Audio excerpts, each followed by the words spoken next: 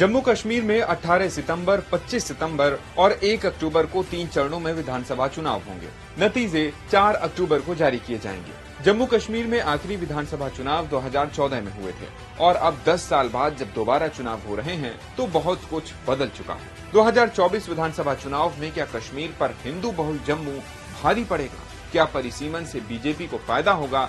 जानेंगे भास्कर एक्सप्लेनर। 2014 में हुए विधानसभा चुनाव के दौरान जम्मू कश्मीर में कुल 111 सीटें थीं, जिनमें 24 सीटें पीओके के लिए रिजर्व थीं, यानी यहां चुनाव नहीं हुए।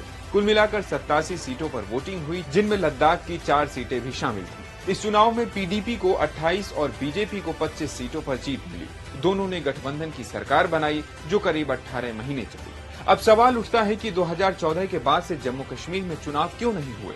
इसे सिलसिलेवार तरीके से समझिए। दरअसल 2018 में पीडीपी और बीजेपी का गठबंधन टूटने के बाद राज्य में राज्यपाल शासन लग गया। इसके बाद 5 अगस्त 2019 को जम्मू कश्मीर से धारा 370 हटाई गई और राज्य 2 हिस्सों में बंट गया।